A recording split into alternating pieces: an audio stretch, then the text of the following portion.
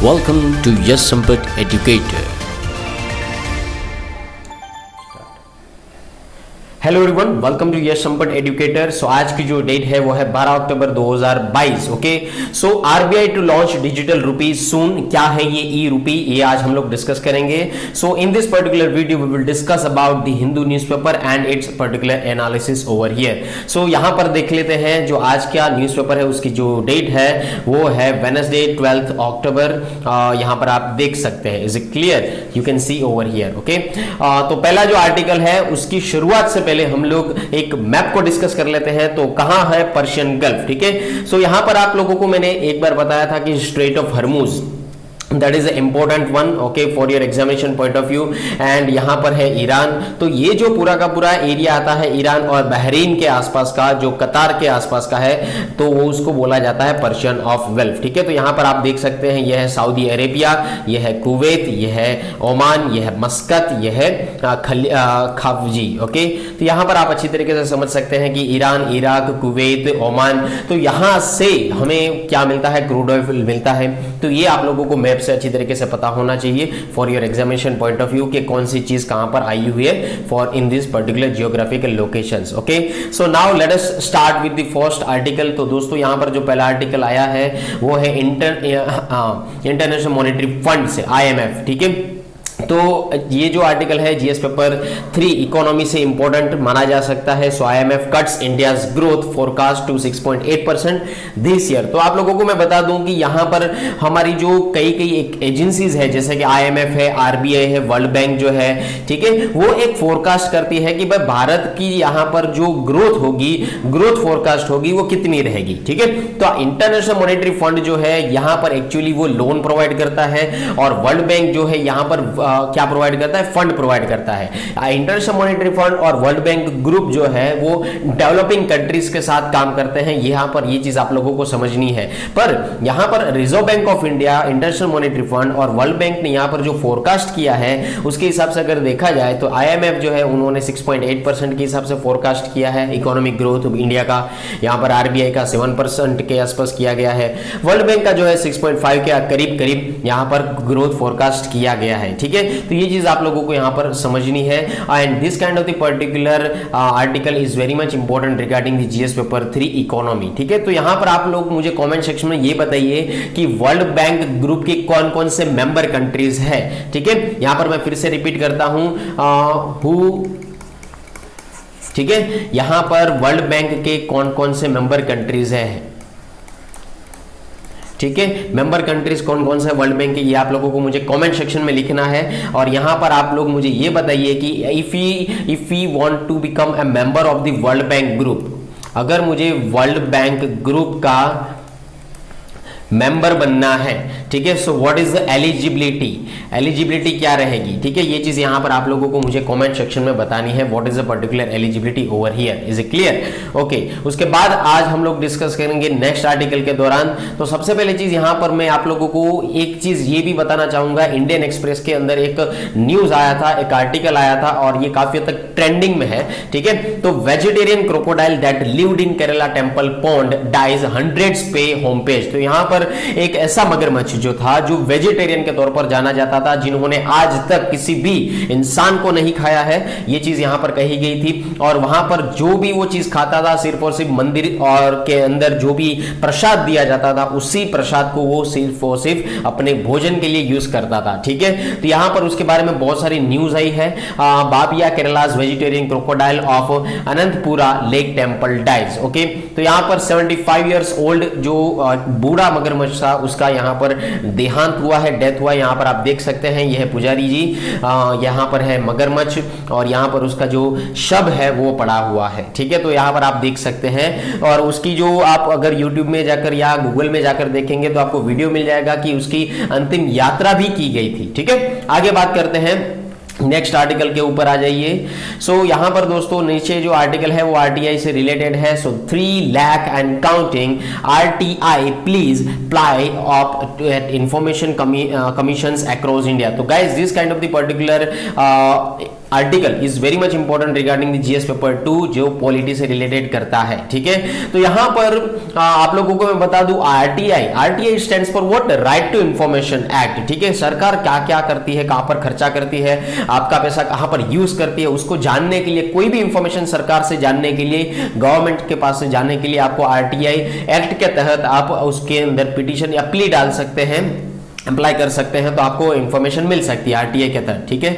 सो यहां पर अगर देखा जाए तो बहुत सारे जो पेंडिंग केसेस हैं, ठीक है, जैसे कि अगर देखा जाए तो राइजिंग बैकलॉग जिसको नाम दिया गया है कि डेटा गैदर्ड बाय द सतर्क नागरिक संगठन ने यहां पर एक डेटा कलेक्ट किया है और वहां पर बताया गया है कि बहुत सारी कंप्लेंट्स जो है, बहुत सारी अपील जो है आज तक पेंडिंग पड़ी हुई है, ठीक है। तो अगर देखा जाए तो मार्च 31 2019 के अंदर 2,18,347, ठीक है, इतनी जो एप्लीकेशन है वो पेंडिंग पड़ी है। उसके बाद जून 30 2021 के अंदर 2,86,325 कंप्लेन जो है यहां पर अभी भी पेंडिंग पड़ी है। और 2022 में अगर देखा जाए जून 30 2022 तो वहां पर 3,14,323 यहां पर कंप्लेंट्स और अपील्स जो है आज तक पेंडिंग पड़ी हुई है। तो अगर आप यहां पर आंकड़ा देखा जाए तो यहां पर जो है जो पेंडिंग लिस्ट जो है काफी हद तक इंक्रीज हुआ है और वो इंक्रीज होता रहा है, ठीक है। तो यहां पर आप देख सकते हैं कि प्रशासन का यहां पर किस तरीके का नजरिया है, ये चीज आप लोग समझ सकते हैं, ठीक है। और दूसरी ओर अगर यहां पर न्यूज़पेपर के हिसाब से यहां पर ऑथर ने ये भी डिटेल में दिया है कि highest number of pending cases कौन से स्टेट के अंदर है, जो कि महाराष्ट्र के अंदर बताए गए हैं 99,722, और उसके बाद आता है उत्तर प्रदेश का नंबर 44,482 एंड उसके बाद आता है कर्नाटक का नंबर जिसका आंकड़ा है 30,358, ठीक है। तो यहां पर सेंट्रल इंफॉर्मेशन कमीशन के हिसाब से 26,724 एंड बिहार के अंदर 21,346। तो इतने केसेस और उतनी अपील्स जो है, कंप्लेन जो है पेंडिंग पड़ी हुई है, ठीक है। तो यहां पर इसके बारे में बात की गई है।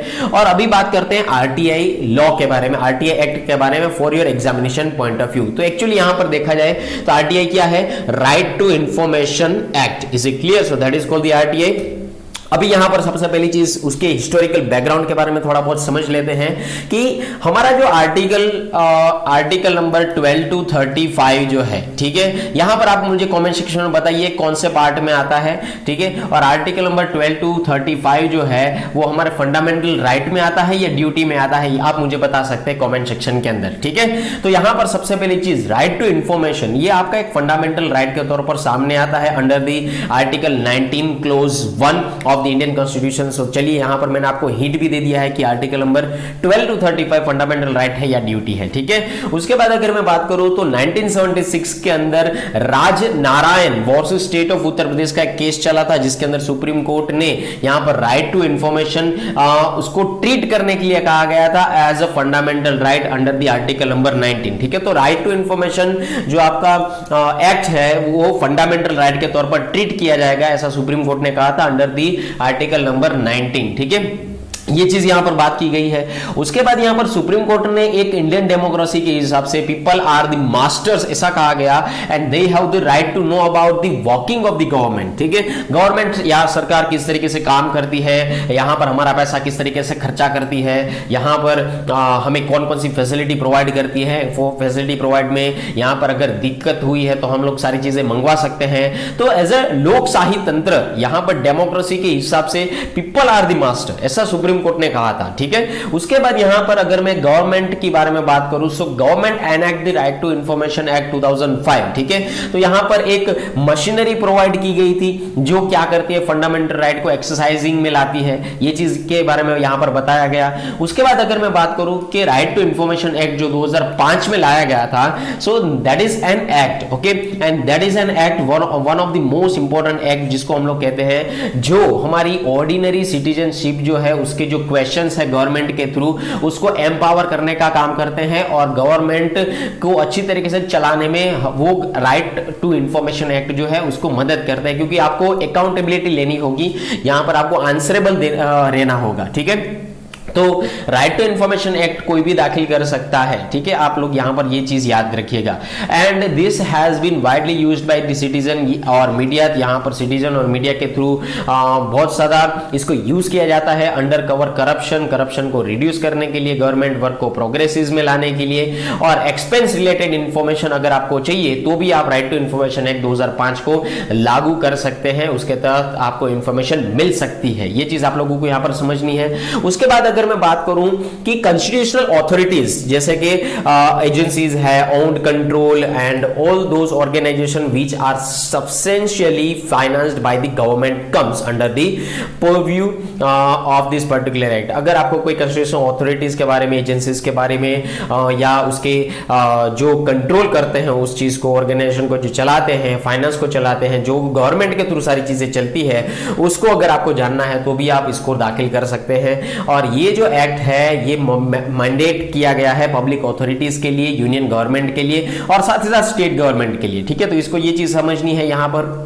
साथ ही साथ यहां पर ये आप लोगों को क्या प्रोवाइड करता है, to provide the timely response to the citizens request for information. अगर मैंने यहां पर कोई भी रिक्वेस्ट डाली, इंफॉर्मेशन अगर मुझे चीज चाहिए, तो राइट टू इंफॉर्मेशन के तहत मैंने अगर रिक्वेस्ट डाली है तो यहां पर within the time period we can get this response, okay, to provide the timely response to the citizens request for the information, उसके बारे में यहां पर बात की गई है।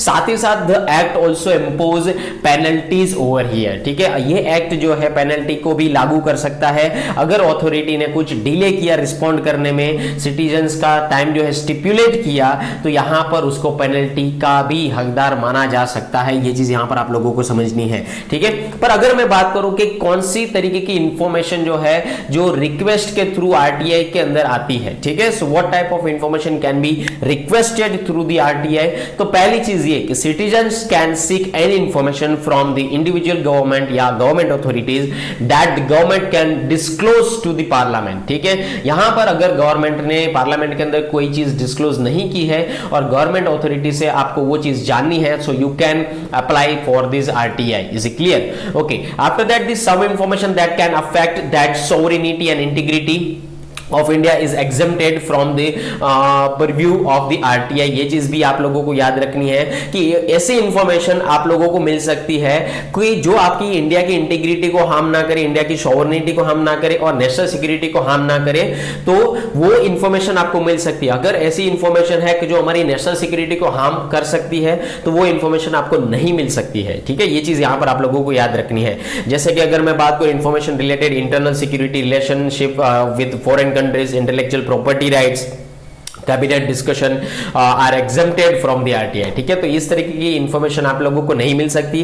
खास तरीके से अगर देखा जाए तो नेशनल सिक्योरिटी का या इंडिया की इमेज का सवाल हो या इंडिया की इंटीग्रिटी का सवाल हो, तो उस तरीके की नॉलेज या इंफॉर्मेशन आप लोगों को प्रोवाइड नहीं किया जा सकता आरटीआई के थ्रू, ठीक है। ये चीज आप लोगों को यहां पर समझनी है। उसके बाद अगर मैं बात करूं कि इस एक्ट का ऑब्जेक्टिव है तो है क्या, कि हमें अपने नागरिकों को, अपने सिटीजन्स को यहां पर एम्पावर करना है इंफॉर्मेशन बेसिस के तौर पर, नॉलेज के बेसिस के तौर पर। यहां पर एक ट्रांसपेरेंसी हो, यहां पर पब्लिक और गवर्नमेंट के बीच में प्रॉपर ट्रांसपेरेंसी हो, अकाउंटेबिलिटी हो, यहां पर करप्शन को हम लोग रिड्यूस कर सकते या एक हद तक उसको रिड्यूस कर सके और डिस्ट्रॉय कर सके, तो ये उस एक्ट का ऑब्जेक्टिव है। और साथ ही साथ यहां पर डेमोक्रेटिक प्रोसेस के अंदर सारे जो पीपल है, यहां पर सारे जो लोग हैं वो पार्टिसिपेट करने के लिए मोटिवेट हो, यहां पर पार्टिसिपेशन बढ़े डेमोक्रेटिक प्रोसेस के अंदर, तो यही एक ऑब्जेक्टिव है इस एक्ट का, ठीक है। तो यहां पर आप लोग अच्छी तरीके से नोट्स बना सकते हैं, ठीक है। आगे बात करते हैं, यहां पर नेक्स्ट आर्टिकल आया है श्री महाकाल लोक, ठीक है। तो यहां पर आप लोगों को मैं बता दूं, मोदी साहब ने यहां पर जाकर 12 ज्योतिर्लिंग में से एक जो ज्योतिर्लिंग है, ठीक है, वहां पर जाकर पूजा पाठ किया है। तो उसके रिगार्डिंग एक दोस्तों यहां पर आर्टिकल आया है, पेज नंबर पर आ जाइए आप लोग। Let us see this particular article where it is over here, okay. wait, this is yes, this article please come on the 14th number page. Is it clear? So nations achieves glory when it takes pride in its heritage, says PM in Ujjain. तो यहाँ पर प्रधानमंत्री नरेंद्र मोदी साहब ने उज्जैन के अंदर ऐसा कहा था कि हमारा नेशन जो है अगर उसको ग्लोरी अचीव करनी है तो यहाँ पर हमारे हेरिटेज का हमें सम्मान करना होगा, हमें अपने हेरिटेजेस का जो है अपना गर्व लेना होगा, ठीक है, ऐसा यहाँ पर कहा गया है। So prime minister Narendra Modi dedicated the first phase of the 856 crore Mahakal Lok corridor. ठीक है, तो यहां पर जो महाकाल लोक कॉरिडोर बनाया जाएगा उसकी लागत कितनी लगेगी, 856 करोड़ की लागत से ये मध्य प्रदेश के उज्जैन के अंदर ट्यूसडे में ये चीज डेडिकेटेड किया गया था और यहां पर इतनी लागत के साथ ये कॉरिडोर बनेगा। ठीक है, and after Ujjain after offering prayers at the ancient Mahakaleshwar temple, Mahakaleshwar temple over here. ठीक है, तो यहां पर आप लोग देख सकते हैं फोटो के अंदर भी, यहां पर नरेंद्र मोदी जी ने यहां, और ये महाकालेश्वर जो टेम्पल है मैं आपको बता दूं कि हमारे जो 12 ज्योतिर्लिंग है उनमें से एक ये टेंपल भी है। ठीक है, so Narendra Modi praying at the Mahakaleshwar temple in the Ujjain on Tuesday before inaugurating the first phase of Mahakal Lok corridor development project, so that is called the Mahakal Lok corridor development project. तो यहां पर उसके बारे में बात की गई। साथ ही साथ यहां पर इस आर्टिकल के अंदर ऑथर ने यह भी मेंशन किया है, ऐसे बहुत सारे आर्टिकल है जो मोदी जी ने यहां पर कवर किए हैं, जैसे कि mentioning project such as the Kashi Vishwanath corridor, उसके बाद Ram temple construction which is in the Ayodhya, and बहुत सारे ऐसे इनिशिएटिव जो है जो ओपन किए गए जैसे कि करतारपुर साहिबा कॉरिडोर, तो उसके बारे में यहां पर बताया गया। यहां पर जैसे मैंने कहा कि ये कॉरिडोर जो है 856 करोड़ की लागत पर बनेगा। ठीक है, और साथ ही साथ इसके जो फर्स्ट फेज है उसके अंदर 351 करोड़ की लागत लगेगी। ठीक है, सो 351 करोड़ जो है यहां पर फर्स्ट फेज को लॉन्च करने के लिए कोस्टिंग जाएगी, और उसके अंदर अगर मैं कॉरिडोर की बात करूं तो 900 मीटर के ऊपर भी इसका लॉन्ग ट्रांवर्स जो है ओल्ड रुद्रशाह, जिसको हम लोग कहते हैं रुद्रसागर लेक जो है वो यहां पर बिल्डअप किया जा सकता है, डेवलपमेंट के फेजेस के अंदर वो आ सकता है। और ये जो प्रोजेक्ट है वो प्रोजेक्ट कहां पर है, महाकालेश्वर टेंपल के अंदर है। ठीक है, और ये महाकालेश्वर टेंपल 12 ज्योतिर्लिंग जो है उनमें से एक है। ठीक है, ये चीज आप लोगों को यहां पर समझनी है। अभी बात करते हैं ये कॉरिडोर किस तरीके का है, तो आप देख सकते हैं इस फोटो के अंदर, तो यहां पर इस फोटो को आगे अच्छी तरीके से अपने दिमाग में उठा लीजिए। सो that is a Mahakaleshwar temple, और यहां पर जो है महाकाल लोक कॉरिडोर बनाया जाएगा। ठीक है, let us discuss the next article. जो एक आर्टिकल आया है दोस्तों वो बेटी बचाओ बेटी पढ़ाओ अभियान के ऊपर आया है। सो यहां पर आप देख सकते हैं नीचे, non traditional livelihood skilling of girls including in Beti Bachao Beti Padhao scheme. ठीक है, तो यहां पर हमारे भारत की जो महिलाएं हैं, भारत की जो बेटियां हैं, उसको एनहांस करने की बात की गई है फॉर द एजुकेशन सेक्टर, उसके बारे में यहां पर बात किया गया है। ठीक है, so the scheme will now also focus on increasing the enrollment of girls in secondary education, particularly in STEM. What is the stands for STEM? Science, Technology, Engineering, Mathematics। तो इन सारे सब्जेक्ट्स के अंदर हमारे भारत की बेटियां जो हैं वो एनहांस करें, अपने करियर को बनाए, अपने प्रोफेशन को बनाए, उसके बारे में यहाँ पर जो है स्कीम लाई गई है। ठीक है, so that is under represented areas such as also technology. ठीक है, तो उसके बारे में यहाँ पर आप लोगों को आर्टिकल देखने को मिल सकता है।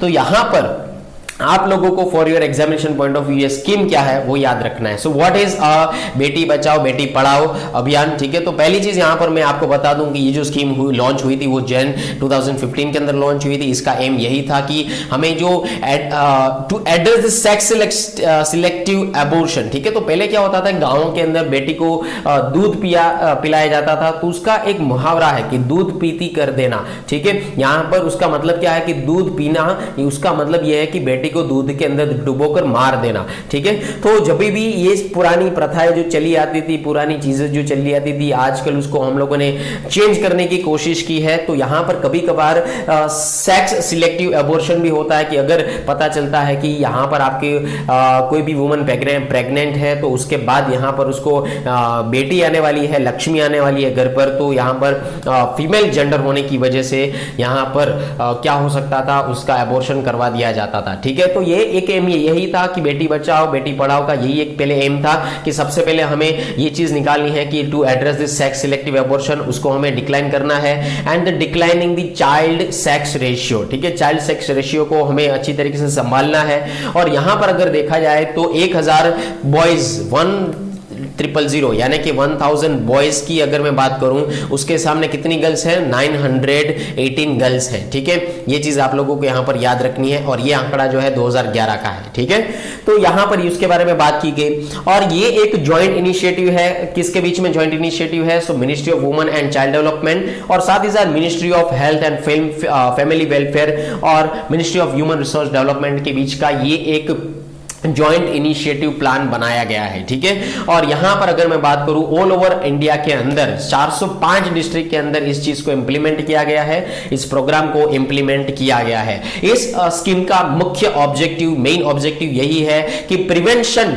Of gender biased sex selective elimination. ठीक है, हमें सेक्स सिलेक्टिव एलिमिनेशन करना है। जेंडर बायस्ड जो सेक्स सिलेक्टिव होता है उसको हमें निग्लेक्ट करना है, उससे हमें बचना है, प्रिवेंट करना है। यहां पर survival and protection of girl child उसके बारे में हमें बात करना है, हमें इंश्योर होना है। साथ ही साथ हमें लड़कियों के लिए एजुकेशन प्रोवाइड करना है, गर्ल चाइल्ड ज्यादा से ज्यादा कंपटीशन के अंदर पार्टिसिपेट करे उसके बारे में यहां पर बात करनी है। और साथ ही साथ यहां पर गर्ल चिल्ड्रन के जो राइट्स है उसको हम लोग प्रोटेक्ट कर पाए, यही एक मुख्य उद्देश्य, मेन ऑब्जेक्टिव है बेटी बचाओ बेटी पढ़ाओ का। ठीक है, तो ये चीज यहां पर आप लोगों को समझनी है।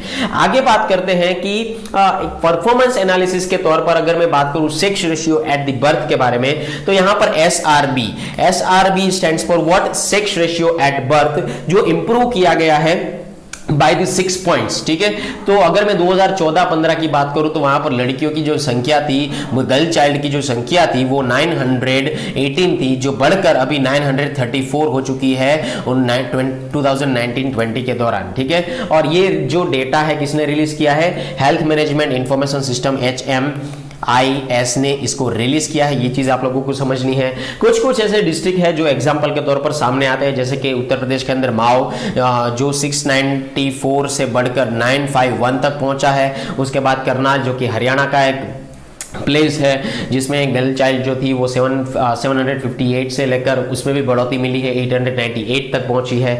उसके बाद आता है हरियाणा के अंदर महेंद्रगढ़, उसके अंदर अगर मैं बात करूं तो यहां पर 791 से लेकर 919 तक वो आंकड़ा पहुंच चुका है। ठीक है, तो आप लोग ये डिस्ट्रिक्ट याद रखें for the district descriptive questions and it's answer. ठीक है, अगर मैं हेल्थ के बारे में अगर एनालिसिस करूं तो यहां पर आप लोगों को ये चीज याद होना चाहिए, हम लोगों ने एक बार डिस्कस किया था ANC रजिस्ट्रेशन। ठीक है, तो ANC रजिस्ट्रेशन उसका मतलब ये होता है कि percentage of the first trimester ANC antenatal care. ठीक है, उसके ऊपर रजिस्ट्रेशन होना चाहिए। यहां पर उसकी जो हेल्थ है उसको इंप्रूव करने के लिए अगर मैं बात करूं तो यहां पर एक पोर्टल चलाया गया था। ठीक है, तो 61% के इस 2014-15 के अंदर अगर मैं बात करूं तो यहां पर जो आंकड़ा था वो 61% के करीब था, पर 19 और 20 की अगर मैं बात करूं तो यह आंकड़ा 10% बढ़ गया और 71% तक पहुंच गया है। उसके बाद इंस्टीट्यूशनल डिलीवरीज की अगर मैं बात करूं तो परसेंटेज ऑफ इंस्टीट्यूशनल डिलीवरीज, ठीक है, उसको हमें इंप्रूव किया है। ठीक है, 2014 और 15 की अगर मैं बात करूं तो उसमें जो आंकड़ा था वो 87% था, जो बढ़कर 19 और 20 के अंदर 94% के करीब पहुंच चुका है। ठीक है,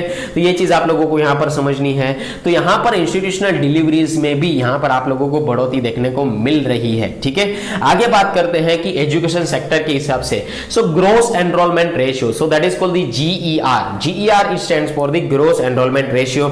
So GER of girls is the schools at the secondary level has improved from 77.45 to 81.32. ठीक है, तो 2014-15 के अंदर 77.45 के करीब था, उसके बाद 2018-19 के अंदर वो 81.32 तक पहुंच चुका है। ठीक है, और ये जो डेटा है वो किसने दिया है? UDISE ने इसको हमें डिक्लेयर किया है। So that is called the it stands for the Unified District Information System for Education, UDISE. Okay, so that is a provisional data over here. और उसके बाद यहां पर अगर मैं बात करूं तो गर्ल्स के टॉयलेट को अंदर भी सुधार किया गया है। ठीक है, जैसे कि 2014-15 की अगर मैं बात करूं सो आंकड़ा पहुंचा था 92.1% के करीब। ठीक है, पर 2018 और 19 की अगर मैं बात करूं तो आंकड़ा पहुंचा है 95.1% के करीब। तो यहां पर जो स्कूल के अंदर जो फंक्शनल सेपरेट टॉयलेट्स बनाए गए हैं गर्ल्स के लिए, उसमें भी हम लोगों ने बढ़ोतरी की है। ठीक है, so toilet for girls also improve in the 2018-19। ठीक है, after that next point is that attitudinal change. इसका मतलब एक्चुअली है तो है क्या कि बेटी बचाओ बेटी पढ़ाओ स्कीम के हिसाब से यहां यहाँ पर हमने फोकस किया है एक फीमेल इन्फेंटिसाइड इश्यूज के तौर पर, जो काफी हद तक इंपॉर्टेंट माना जा सकता है। यहाँ पर एजुकेशन की कमी होने की वजह से बहुत सारी गर्ल्स के अंदर या उसके डेप्रीविएशन ऑफ देयर राइट्स, ठीक है, राइट जो है उसके दबाए जाते हैं, डेप्रीविएट हो जाते हैं, और यहाँ पर जो लाइफ साइकिल है वो कंटिन्यूम हो जाती है, ठीक है। तो उसके बारे में यहाँ पर बात की गई है। और साथ ही साथ बेटी जन्मोत्सव is one of the key program celebrated in each district. Bharat के हर एक डिस्ट्रिक्ट के अंदर बेटी जन्मोत्सव का एक प्रोग्राम जो है उसको सेलिब्रेट किया जाता है to attitudinal change. Attitudinal change का मतलब यही है कि आदमी या कोई भी औरत या कोई भी पर्सन जो है जब तक समझेगा नहीं तब तक सुधरेगा नहीं, ठीक है। ये चीज आप लोगों को याद रखनी है। जब तक अपने मन से अपने दिल से वो चीज समझेंगे नहीं तब तक उसके अंदर चेंज आना मुश्किल ही है, नामुमकिन बोल सकते हैं हम लोग, ठीक है। तो यहां पर एटीट्यूड चेंज के लिए इस तरीके के यहां पर प्रोग्राम डिक्लेयर किए गए हैं। आगे बात करते हैं इस आर्टिकल के बारे में, हाउ इज द सीजीआई यानी कि chief justice of India appointed. I hope आप लोग ये बेटी बचाओ बेटी पढ़ाओ वाला आर्टिकल समझ गए होंगे। Let us move on the CGI over here, is it clear. तो यहां पर आप देख सकते हैं उसके नीचे ही आपको आर्टिकल दिखाई दे रहा होगा, और ये आर्टिकल दोस्तों जीएस पेपर 2 पॉलिटी से काफी तक इंपॉर्टेंट माना जा सकता है। Chandrachud nominated as the next Chief justice of India, यहां पर ये चीज याद रखिएगा। तो इसके पहले जो चीफ जस्टिस ऑफ इंडिया थे उनका नाम क्या था, आप कमेंट सेक्शन में बता सकते हैं मुझे, ठीक है। सो 49th chief justice of India जिनका नाम है यूयू ललित जी, ठीक है। और दूसरा उसके बाद जो नॉमिनेट किए गए हैं उनका नाम है चंद्रचूड नॉमिनेटेड, ठीक है। यानी कि आप देख सकते हैं उसका फोटो भी यहां पर डीवाई चंद्रचूड जिसका नाम है, ठीक है। सो डीवाई चंद्रचूड यहां पर आप देख सकते हैं, ठीक है। So that is the 15th Chief justice of India over here. So Chief justice of India UU Lalit ji nominated Justice DY Chandrachud as his successor in a brief meeting held at the Supreme Court judges lounge in the presence of all judges all of the court on Tuesday, ठीक है। तो यहां पर U U Lalit जी जो हमारे chief justice of India है, ठीक है, वो नॉमिनेट उन्होंने यहां पर डीवी चंद्रचूड जी को नॉमिनेट तो किया है, पर क्यों किया है, ठीक है। पहली चीज ये, तो पहली चीज ये कि यूयू ललित जी जो है यहां पर रिटायर होने वाला है, उसकी एज की लिमिट के हिसाब से अभी यहां पर उसको उसकी जगह पर उनकी जगह पर यहां पर एक नए पर्सन आएंगे, ठीक है। तो यहां पर भी अगर मैं अपॉइंटमेंट के बारे में बात करूं तो यहां पर भी यूयू ललित जी जो अभी हमारे चीफ जस्टिस ऑफ इंडिया है उसकी यहां पर रिकमेंडेशन हमें लगेगी ही लगेगी, ठीक है। उसको पूछा जाएगा कि हमें किसको नॉमिनेट करना चाहिए, तो उसका भी यहां पर रेफरेंस लिया जाता है। अभी यहां पर उसकी प्रोसीजर के बारे में बात करते हैं। तो appointment of the chief justice of India, ठीक है। तो Supreme Court are appointed by the Chief Justice of India and the judges of the Supreme Court of India are appointed by the President under the clause 2nd and Article 124 of this particular Constitution over here. Is it clear? तो यहाँ पर आप लोगों को ये चीज समझनी है कि आर्टिकल 124 जो है और उनका क्लोज नंबर 2 जो है एज पर द कॉन्स्टिट्यूशन, ठीक है, यहाँ पर उसकी अपॉइंटमेंट होती है। और यहाँ पर अगर मैं बात करूं कि चीफ जस्टिस ऑफ इंडिया, ठीक है, तो यहाँ पर जो हमारे अभी हाजिर में जो चीफ जस्टिस ऑफ इंडिया है का रिकमेंडेशन हमें लगता है, तो outgoing CGI recommends his successor, ठीक है, कि उनका अगला इस सीट पर कौन बैठेंगे, ठीक है, उसके यहां पर रिकमेंडेशन लगती है जो अभी हाजिर है उनकी, ठीक है। अभी यहां पर द यूनियन लॉ मिनिस्टर जो forwards the recommendation to the prime minister who in return advises the president, ठीक है। तो यहां पर यूनियन लॉ मिनिस्टर जो है, ठीक है, ये रिकमेंड करते हैं प्राइम मिनिस्टर साहब को, और प्राइम मिनिस्टर साहब जो है बाद में उसकी एडवाइस के साथ प्रेसिडेंट की एडवाइस के साथ साथ यहां पर और उसकी एक मीटिंग होती है, उसके बाद यहां पर क्या होता है, चीफ जस्टिस ऑफ इंडिया का अपॉइंटमेंट किया जाता है, ठीक है। Supreme Court in the second जज cases 1993 ruled that senior most जज of the Supreme Court should alone be appointed to the office of this chief justice of India. उसके बारे में यहां पर बात की गई, और बाकी के जो सारे के सारे जजेस हैं वो सुप्रीम कोर्ट कॉलेजियम सिस्टम के अंदर आते हैं, ठीक है। So Supreme Court collegium is head by the chief justice of India, ये चीज भी आप लोगों को यहां पर समझनी है, okay. And comprises 4 other senior most जजेस of the court over here.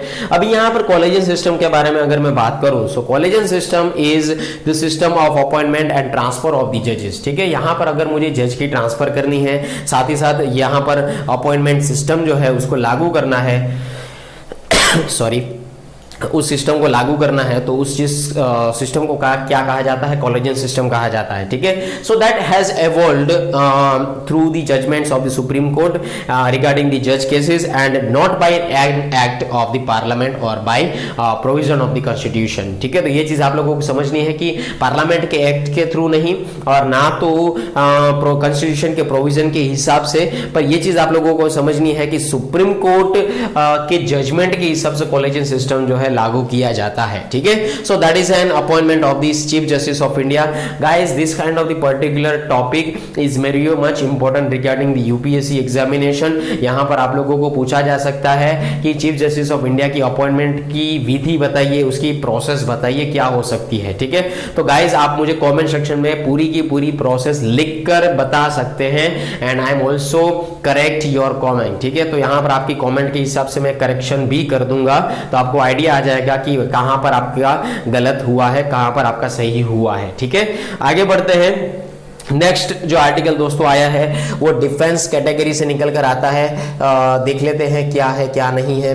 तो दोस्तों, आपको पता होगा कि आजकल भारत जो है आत्मनिर्भर भारत होने उसको ज्यादातर प्रमोट करता है, ठीक है। तो यहां पर हम लोग अगर बात करें तो 1 मिनट, आत्मनिर्भर भारत, यस दिस वन, ठीक है। तो हाँ, आत्मनिर्भर Bharat in defence, is it clear. तो जैसे हम लोगों ने कहा कि आत्मनिर्भर भारत का एक आर्टिकल आया था इंडियन एक्सप्रेस के अंदर कि Atmanirbhar Bharat is defence production, okay, where India stands among Indo Pacific nation. तो जैसे आप लोगों को मैंने बताया था कि हमारे क्वाड मेंबर्स है, जैसे कि ऑस्ट्रेलिया, जापान, इंडिया और यहाँ पर जो 4 कंट्रीज है, साथ ही साथ दूसरी जो 12 कंट्रीज है इस रीजन के अंदर, जैसे कि Australia, China, India, Indonesia, Japan, south Korea, Malaysia, Pakistan, Singapore, Taiwan, Thailand and Vietnam, ये 12 कंट्री ने यहाँ पर मिलिट्री स्पेंडिंग रीजन के तौर पर सामने आते हैं, ठीक है। तो भारत ने भी इस तरीके की चीजें करी है। यहाँ पर अपने डिफेंस पावर को एनहांस करने के लिए हम लोगों ने बहुत सारे इक्विपमेंट परचेस किए हैं, बहुत सारी चीजें हम लोगों ने खरीदी हैं, चाहे वो रशिया से हो, चाहे वो अमेरिका से हो, ठीक है। तो ये चीज आप लोगों को समझनी है। पर गाइस, यहां पर एक चीज आप लोगों को ये भी समझनी है कि अगर हमें कोई प्रोडक्ट मिलती है so we have to give the money, ठीक है। हमें कुछ चीज चाहिए तो हमें पैसा देना पड़ेगा, ठीक है। तो यहां पर हम लोग डिफेंस इक्विपमेंट का ज्यादातर क्या करते हैं, इंपोर्ट करते हैं, हम बाहर के देशों से वो चीज मंगवाते हैं, ठीक है। अगर बाहर से देशों से अगर वो चीज हम लोगों ने मंगवाई तो यहां पर क्या होगा, हमारा खजाने से पैसा जाएगा, हमें एक्सपोर्ट की जगह हमें इंपोर्ट करना होगा, हमें पैसा जो है देना होगा और वहां से इक्विपमेंट मंगवाने होंगे, ठीक है। तो इसके अंदर यहां पर टेक्नोलॉजी भी दूसरी, पैसा दूसरे कंट्री के अंदर जाता है, तो भारत का पैसा दूसरे कंट्री के अंदर जाता है, भले हमें प्रोडक्ट मिल रहा हो। तो यहां पर इसी कंसेप्ट को चेंज करते हुए आत्मनिर्भर भारत का कंसेप्ट निकल कर आया था, जहां पर हम लोग डिफेंस इक्विपमेंट अपने हिसाब से खुद बनाएंगे, ठीक है। So that is called the indigenous defence production, जिसको कहा जाता है, ठीक है। सो डिफेंस सेक्टर भारत के अंदर अगर मैं बात करूं तो एक इंपॉर्टेंट एरिया के तौर पर माना जाता है और यहां पर ओशन की अपॉर्चुनिटीज को लेकर यहां पर भारत एक सेल्फ रिलायंस के तौर पर सामने आता है। यहां पर मॉडर्नाइजेशन रिक्वायरमेंट्स जो है इंडियन आर्म्ड फोर्सेस की, जो काफी हद तक बड़ी है, लार्ज स्केल में है, ठीक है। ये चीज याद रखिएगा। So large scale modernisation requirements of the Indian armed forces, और भारत का जो विजन है वो क्या है, आत्मनिर्भर भारत का विजन है, जो आगे जाकर हमें डिफेंस सेक्टर में बहुत ही इंडिजेनाइजेशन गोल जो है उसको हम अचीव कर सकते हैं। इंडिजिनियस प्रोडक्शन को हम लोग अचीव कर सकते हैं, सस्टेनेबल प्रोडक्ट्स को हम लोग अच्छी तरीके से डेवलप कर सकते हैं, उसके बारे में यहां पर बात की गई। अगर मैं यहां पर Stockholm International Peace Research Institute, जिसको हम लोग सिप्री कहते हैं, उसकी अगर मैं रिपोर्ट के बारे में बात करूं या उसका स्टडी उन्होंने जो किया है उसके रिलीज के बारे में बात करूं, तो भारत का जो है 12 कंट्रीज में से 4 नंबर का रैंक आता है, 4th नंबर का रैंक आता है इंडो पैसिफिक नेशन के अंदर and in the self reliant arms production capabilities के अंदर, ठीक है। ये चीज आप लोगों को समझनी है। पर अगर इंडिया जो है, इंडिया का अगर second largest importer of arms उसके अंदर भी नाम आता है 2016 और 20 के हिसाब से, ठीक है। सो 2016 और 20 तक की अगर मैं बात करूं तो भारत ने यहां पर बहुत ज्यादा इक्विपमेंट परचेस किए, बहुत ज्यादा कंट्री के पास से तो इंपोर्टर के लिस्ट में भी यहाँ पर भारत का जो रैंक है वो कितने नंबर का आता है, सेकंड नंबर का आता है। ये चीज आप लोगों को यहाँ पर समझनी है। Is it clear? तो यहाँ पर एक सिग्निफिकेंट एफर्ट के तौर पर अगर हम लोग बात करें तो to become self sufficient in defence production the indigenous texture still lacks its flavour, okay, due to higher import bills and it needs to be address. ठीक है, तो यहां पर इंडिजिनियस टेक्सचर को हम लोग बिल्डअप कर सकते हैं। अगर बिल्डअप कर दिया हम लोगों ने तो एक्सपोर्ट हमारा जो है वो बढ़ जाएगा, इंपोर्ट हमारा रिड्यूस हो जाएगा। तो एक्सपोर्ट अगर हमारा बढ़ सकता है तो हमारे खजाने भी बढ़ सकते हैं, भारत का खजाना भी बढ़ सकता है, क्योंकि जो चीज हम लोग प्रोड्यूस करेंगे ना वही चीज हम लोग बेचेंगे। ठीक है, तो एक्सपोर्ट बढ़ा, हमारा एक्सपोर्ट बढ़ा यानी कि हम लोगों ने प्रोडक्ट दिया और हम लोगों ने पैसे लिए, तो भारत का पैसा भारत के अंदर रहेगा और रहेगा तो रहेगा पर बढ़ेगा भी आगे जाकर। ठीक है, तो उसके बारे में यहां पर बात की गई है। अभी आगे बात करें कि इंडिजिनियस डिफेंस क्या है। ठीक है, what is the indigenisation of defence? Is it clear? So defence indigenisation is the process of developing and manufacturing defense equipment within a country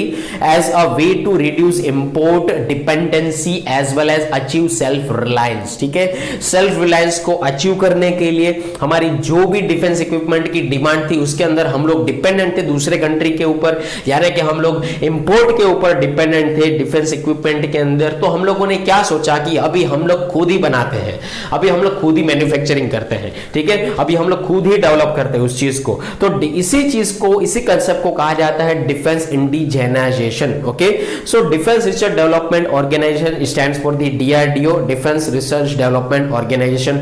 guys, क्या आप मुझे कमेंट सेक्शन में ये बता सकते हैं कि डिफेंस रिसर्च डेवलपमेंट ऑर्गेनाइजेशन के जो सुप्रीम लीडर है उनका नाम क्या है, उसके सीईओ का नाम क्या है? ये मुझे आप कमेंट सेक्शन में बता सकते हैं। ठीक है, I am waiting for your comment. Okay, so defence public sector undertakings that is called the DPSUs. Okay, तो यहां पर उन दोनों ने मिलकर एक मेजर फ्रंट रनर के तौर पर यहां पर आत्मनिर्भर भारत विजन के तौर पर काम किया है इन दोनों ऑर्गेनाइजेशन ने। ओके, 1983 की अगर मैं बात करूं तो 1983 एक ऐसा साल था जिसको हम लोग marked as a significant milestone के तौर पर देखते हैं इन दी डिफेंस इंडिजेनाइजेशन। ओके, उसके अंदर जहां पर गवर्नमेंट ने अप्रूव किया integrated guided missile development program को, और वहां पर हम लोगों ने 5 मिसाइल सिस्टम जो थी उसको डेवलप किया जिसका नाम था पृथ्वी, आकाश, त्रिशूल, नाग एंड अग्नि बैलिस्टिक मिसाइल। ठीक है, पृथ्वी की अगर मैं बात करूं तो वो सरफेस टू सरफेस मिसाइल है, आकाश की अगर मैं बात करूं वो तो सरफेस टू एयर मिसाइल है,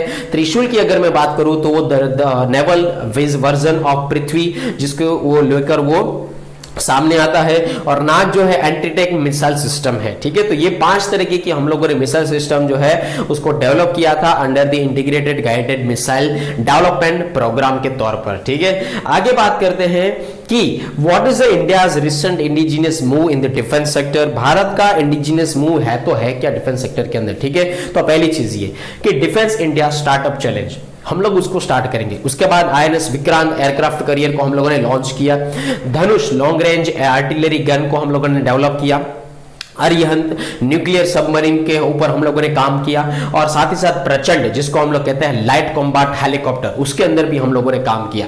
तो ये 5 तरीके के जो मूव थे that is called the indigenous move in the defence sector. Okay guys, इस चीज को आप अच्छी तरीके से नोट डाउन कर लीजिए, आगे जाकर इसके ऊपर अच्छी तरीके से न्यूज बनेगी कंफर्म, मतलब करंट अफेयर बनेगा कंफर्म। ठीक है, ये चीज आप लोगों को यहां पर समझनी है।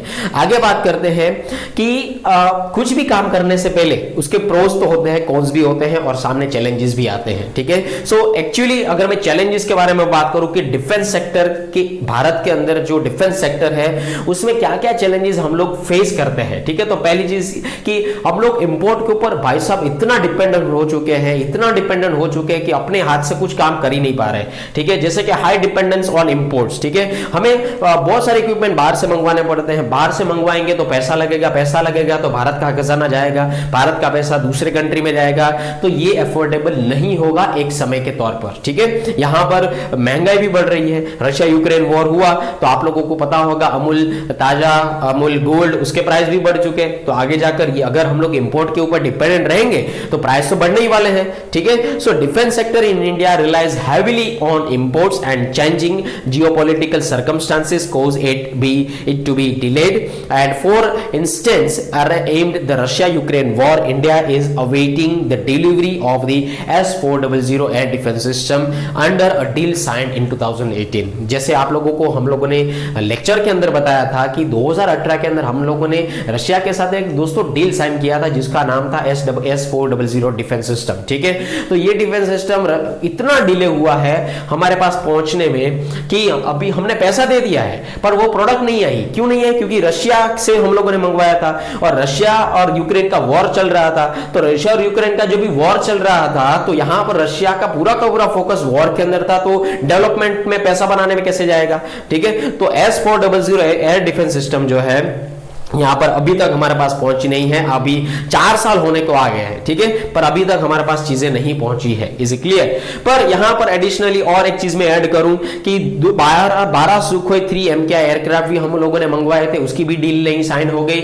और 21 मिग 29 फाइटर जेट जो है इंडियन एयरफोर्स के लिए हम लोगों ने मंगवाए थे, उसकी भी डील साइन हो चुकी है एडिशनली। इसका मतलब कहना कि मतलब यही है कि हम लोग बहुत डिपेंडेंट रहते हैं, भारत बहुत डिपेंडेंट रहता है।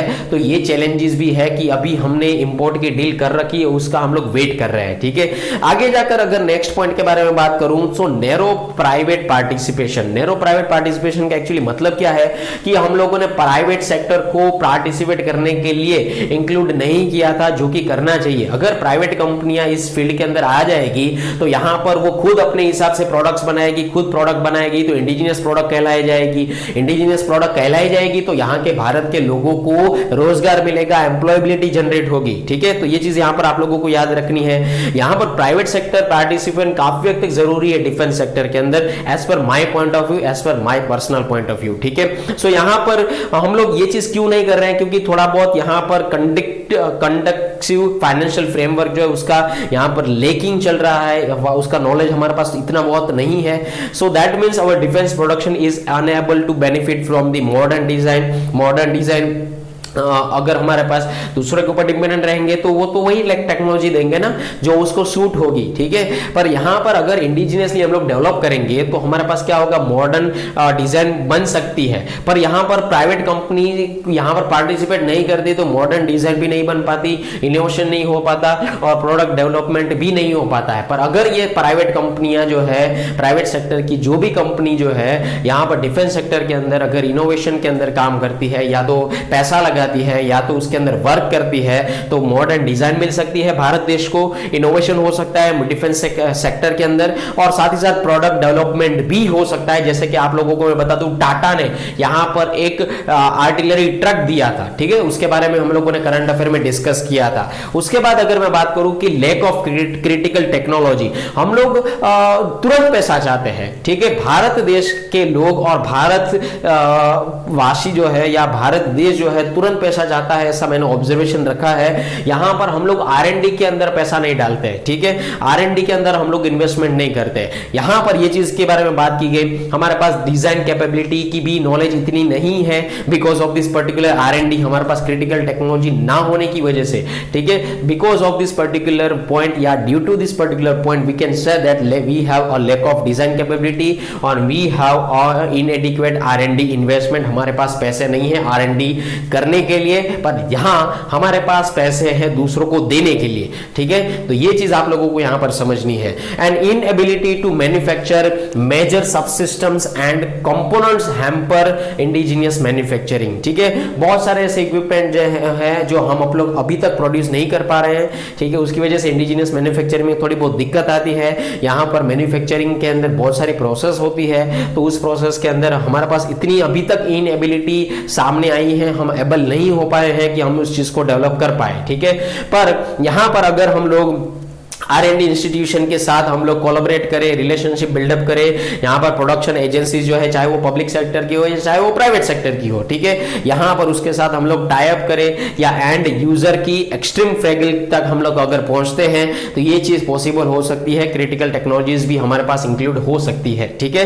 दूसरा अगर हम लोग बात करें कि lack of nexus between stake holders, ठीक है, इसका एक्चुअली मतलब क्या है कि India's defence manufacturing capability is 100 by overlapping jurisdiction between the Ministry of Defense and the Ministry of Industrial Promotion, ठीक है। उन दोनों के बीच में तालमेल बिठाना जरूरी है। किन किन लोगों के बीच में?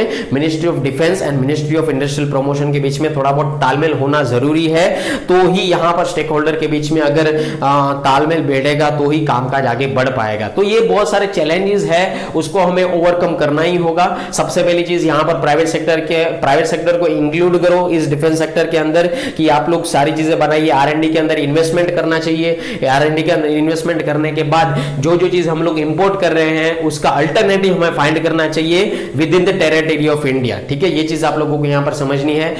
सो आगे बात करते हैं कि अभी हमें करना चाहिए तो क्या करना चाहिए। जैसे मैंने आप लोगों को कहा था कि यहां पर हमें प्राइवेट सेक्टर कंपनियों को इंक्लूड करना चाहिए, so that is called the indigenisation with private boom, okay. उसके बाद अगर मैं बात करूं so defence industrial corridor, so that stands for the DIC। It is necessary to extend dedicated defence industrial corridor, वो हमें चाहिए, और length and breadth of this particular country in order to harness and channel of this potential of Indian MSME। हमें Indian MSME को भी include करना है, DPSU को भी इंक्लूड करना है regarding the defence manufacturing sector, okay. ये चीज यहां पर आप लोगों को समझनी है कि वो चीज जो है हमें रॉ मटेरियल भी प्रोवाइड कर पाए। Is it clear? यहां पर अगर मैं डिफेंस इंडस्ट्रियल कॉरिडोर DICs की बारे में बात करूं तो उत्तर प्रदेश के अंदर भी और तमिलनाडु के अंदर भी इसका वेलकम स्टेप जो है डायरेक्ट किया गया है, ठीक है। तो ये गवर्नमेंट का इनिशिएटिव ही बोल सकते हैं जो दो तरीके से एस्टेब्लिश किया गया है। साथ ही साथ डिफेंस इन्वेस्टर सेल, उसको भी हमें लॉन्च करना होगा। यहाँ पर ये चीज एक नेसेसरी के तौर पर बन जाता है कि it is necessary to strengthen investment in defence by providing entrepreneur industry with single point of contact to deal with all defence production related queries, okay.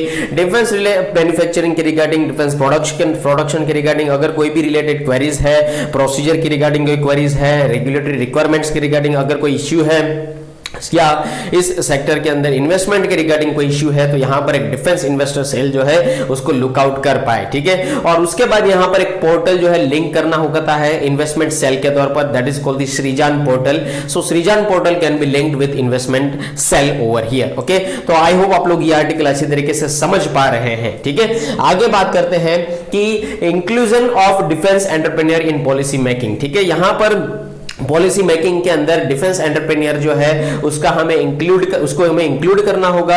यहां पर streamlining procurement and shaking hands with newer defence entrepreneurs for better policy making and implementation. हमारी policy अच्छी तरीके से बन पाए, उसको अच्छी तरीके से इंप्लीमेंट कर पाए, इसके लिए हमें नए एंटरप्रेन्योर की भी जरूरत रहेगी, तो हमें उसके साथ हाथ मिला लेना चाहिए, ठीक है।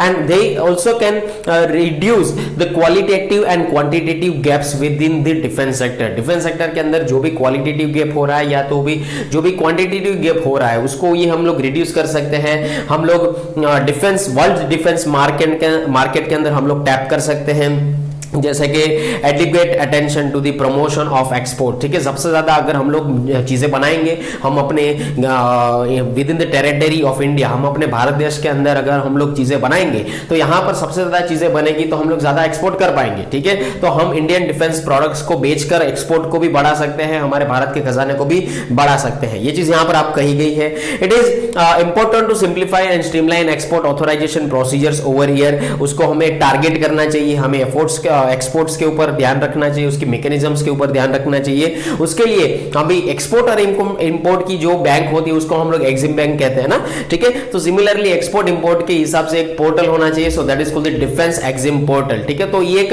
वेलकम स्टेप डायरेक्ट किया गया है गवर्नमेंट के थ्रू ठीक है। उसके बाद यहां पर बात करते हैं कि इकोनॉमी को स्ट्रेंथनिंग कर सकते हैं with the help of the strategic independence. ठीक है, स्ट्रेटेजिक इंडिपेंडेंस का एक्चुअली मतलब यहां पर यह है कि indigenised India's defence sector, defence sector जो है भारत का, उसको हम लोग इंडिजाइज्ड करें। ठीक है, और वो हमारी इकोनॉमी की स्ट्रेंथ बढ़ाएगा। इकोनॉमी की स्ट्रेंथ दोस्तों कैसे बढ़ा सकता है कि with in the territory of India अगर हम लोगों ने चीजें बनाना खुद से स्टार्ट कर दिया तो हम खुद से बेचेंगे, दूसरे देश को बेचेंगे प्रोडक्ट, पैसा हमारे पास रहेगा और यहां पर भारत देश के अंदर पैसा आएगा।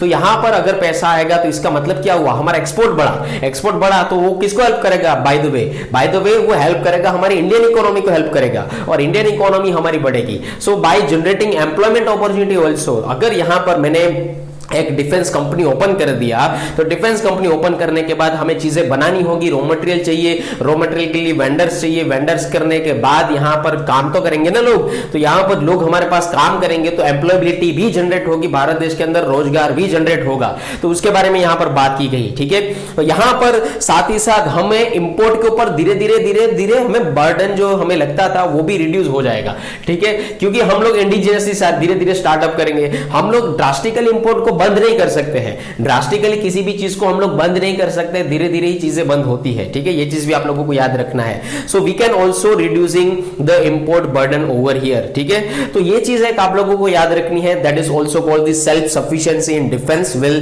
Fundamentally lead to India strategic independence. ठीक है, तो यहां पर हम अपने ऊपर ही डिपेंडेंट रहेंगे, सेल्फ सफिशिएंट रहेंगे हम लोग अपने डिफेंस सेक्टर के अंदर खुद ही।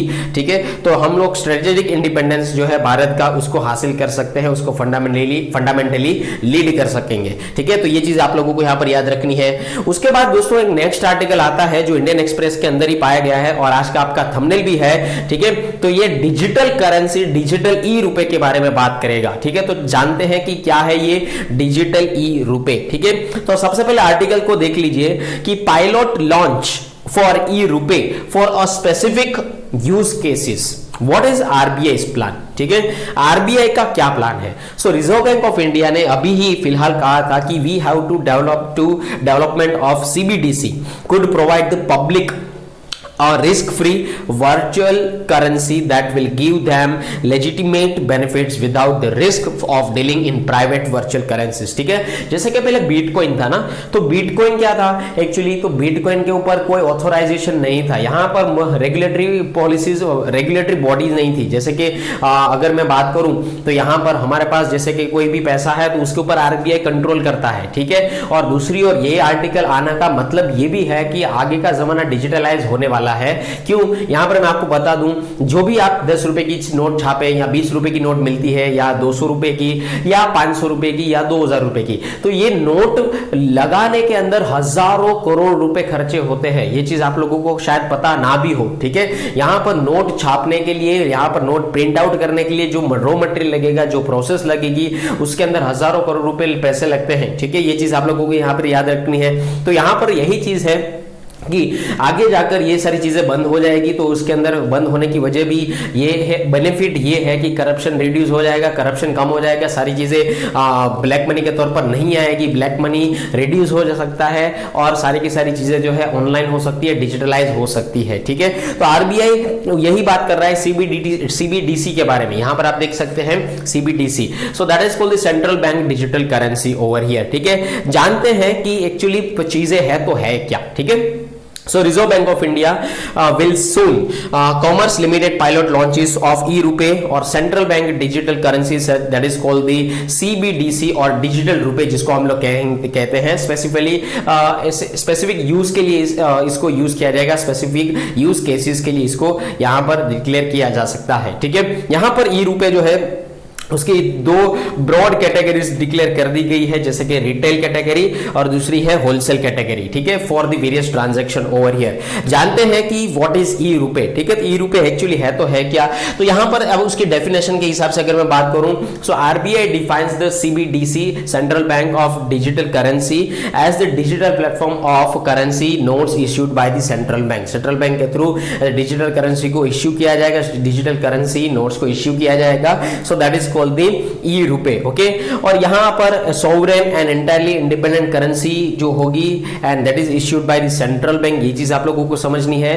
और in case of this particular RBI also, and यहाँ पर हमारी कंट्री की मॉनिटरी पॉलिसी के अंदर ये अकॉर्डेंस के तौर पर सामने आएंगी, ठीक है। उसके बाद लीगल टेंडर की अगर मैं बात करूं तो यहाँ पर ऑफिशियली इसको इश्यू किया जाएगा, जैसे कि CBDC will be considered as a medium of payment and legal tender by also 3 parties over here, जैसे कि सिटीजन, नागरिक, government bodies, enterprise and over here, ठीक है। तो government bodies, citizen and enterprises के लिए ये लीगल टेंडर के तौर पर सामने आएंगे, ठीक है। तो ये चीज आप लोगों को याद रखनी है। तो यहाँ पर आरबीआई जो है RBI is not in favour of the e rupee with the interest, ठीक है। यहां पर आरबीआई जो है वो ई रुपए के साथ जो इंटरेस्ट जो रहता है उसके फेवर में नहीं है, because people might withdraw money from banks and convert it to digital rupee, ऐसा भी हो सकता है, so causing bank to fail. तो यहां पर आरबीआई को बहुत सारी चीजें अगर करनी होगी तो बहुत सारी चीजें पहले सोचनी पड़ेगी, ठीक है। यहां पर क्रिप्टो करेंसी और डिजिटल ई रुपए में क्या क्या डिफरेंसेस है, तो पहले जैसे मैं बता दूं कि क्रिप्टो करेंसी की जो टेक्नोलॉजी है यहां पर अंडरपिन पार्ट्स के अंदर आती है and that is a parts of the digital रुपए सिस्टम, ठीक है। पर ये चीज आप लोगों को यहां पर समझनी है कि RBI has not decided on this yet, ठीक है। आरबीआई ने उसको यहां पर ऑथराइजेशन नहीं दिया है, ठीक है। ये चीज आप लोगों को समझनी है। क्रिप्टो करेंसी जैसे कि बिटकॉइन है, इथेरियम है, ये सारे एक प्राइवेट नेचर के अंदर प्राइवेट के तौर पर सामने आते हैं, ठीक है। तो उसका एक कंट्रोलिंग हैंड कोई नहीं है, ठीक है। ये चीज समझनी है। सो डिजिटल रुपए on the other hand will be issued and controlled by the RBI over here, ठीक है। तो ये चीज समझ लेना आप लोग। उसके बाद अगर मैं ग्लोबल सिनेरियो के बारे में बात करूं, जुलाई 2022 के हिसाब से 105 कंट्री के अंदर सीबीडीसी को अप्लाई कर दिया गया है। उसके अंदर 10 कंट्री एक्सप्लोरिंग कर दिया गया है, उसके अंदर 10 कंट्री ने इसको सीबीडीसी को लॉन्च कर दिया है, ठीक है। 105 कंट्री के अंदर यहां पर सीबीडीसी एक्सप्लोर किया गया है, उसमें से 10 कंट्री ने सीबीडीसी को लॉन्च कर दिया है, जिसके अंदर पहला जो कंट्री है वो है बाहामीन, जिन्होंने $100 2020 में लॉन्च किया, और बाद में जो लेटेस्ट है वो है जमैका जैमडेक्स, ठीक है, उसको भी लॉन्च कर दिया गया है, ठीक है। तो आप अच्छी तरीके से याद रखें कि डिजिटल करेंसी के अंदर डिजिटल ई रुपी जो है वो क्या है, सीबीडीसी क्या है, और यहां पर आरबीआई का क्या कहना है, ठीक है। आगे बात करते हैं कि आरबीआई का सीबीडीसी के हिसाब से क्या क्या प्लान है। तो यहां पर अगर मैं बात करूं टाइप के बारे में, टाइप्स ऑफ सीबीडीसी, ठीक है, on the basis of the usage and the functions performed by the digital रुपए। यहां पर जिस तरीके से डिजिटल रुपए को यूज किया जाएगा, डिफरेंट लेवल पर उसकी एक्सेसिबिलिटी होगी, उसके हिसाब से और उसके बेसिस के हिसाब से उसके यूसेज और फंक्शंस जो है परफॉर्म किए जाएंगे।